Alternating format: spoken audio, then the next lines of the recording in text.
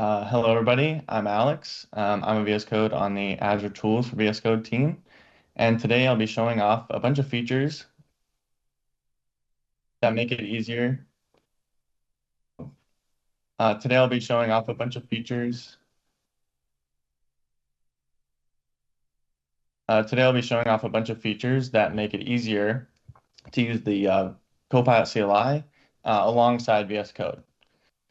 So to summarize the features I'll be going over today is the new /IDE command in the CLI, the new diff review feature, showing CLI sessions in the VS Code sessions view, and sharing the active editor context from VS Code to the CLI. Now, if you're not familiar with the GitHub's Copilot CLI, it's an agentic Copilot experience that's all packaged into a command line tool. If you're watching earlier, it's what Burke is using to vibe code his Rust web app. And if you want to try out the Copilot CLI for yourself, the installation instructions are located on the GitHub repository's README. Now, as I get into my demo, I'm going to switch to my terminal. And quick note, everything I showed today for all the CLI features, they're available whether you're using an external terminal or if you prefer to use the VS Code's integrated terminal. And actually, later in the demo, I'll be switching over to the VS Code integrated terminal. And then, so the first thing I'm going to do, create a new demo project folder. I'll be doing very complicated tic-tac-toe app. And the first thing I'll do is start up my VS Code window in this new folder. And VS Code will ask me if I trust this folder. I'll say yes. I'm sure many of you have seen this prompt before. I'm going to head back into the terminal and I'm going to start the Copilot CLI. You do that by just typing Copilot. That'll start up the Copilot CLI. And since I already opened this folder in VS Code, two things happen behind the scenes. First, the Copilot CLI skipped the typical trust prompt that you would see in the CLI. That is because I just marked it as trusted in VS Code, and that trusted workspace information is shared from VS Code to the CLI. And the second thing that happens is if you notice right here, it says connected to Visual Studio Code Insiders. It is automatically connected to the VS Code window that I just opened because it recognized that that VS Code window has the same folder open. I should automatically connect to it. And the first little feature I want to show off is the new command /IDE.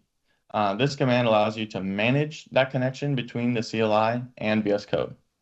You run it by typing /IDE, hit enter. And now two things happening on this screen. At the top, it gives a brief summary about all the features that are brought to you because of this connection.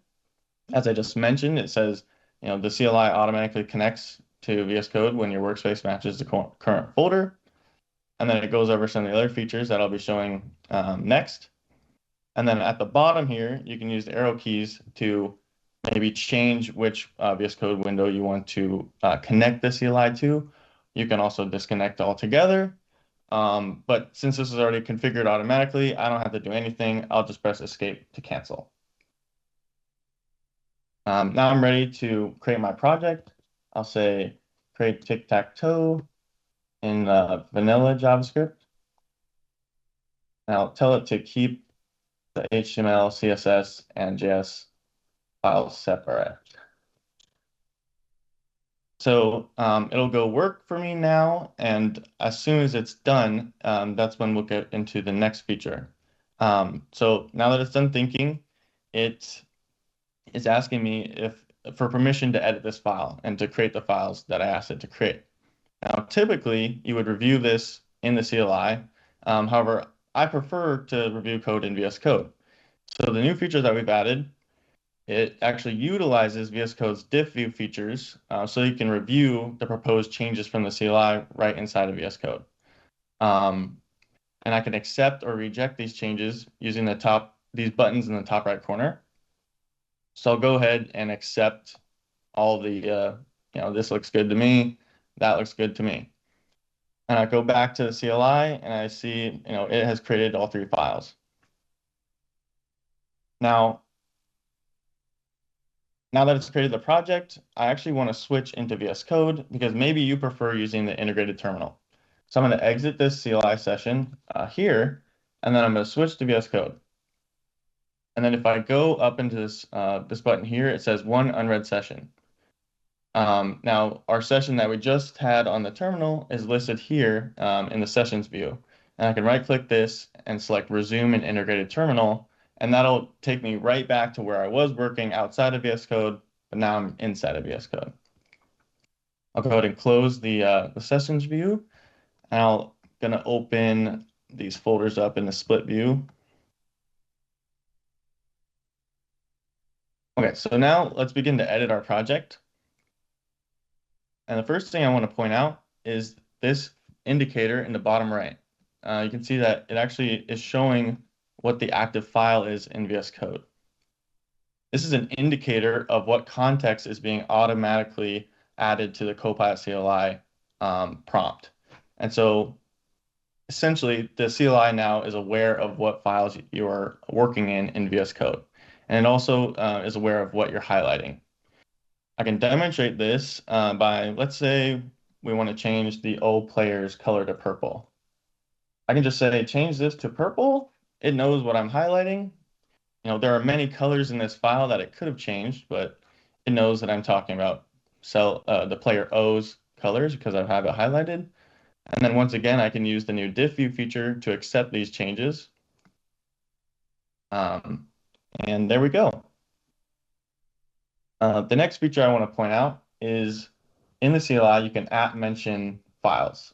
This is a really great way to guide Copilot or scope down your request to specific files if you know that it should be reading or editing specific files, and you can mention multiple files. And a shortcut that we built on top of this, if you're working inside of VS Code, is the new command add file to Copilot CLI. So what this does, which I just ran it adds an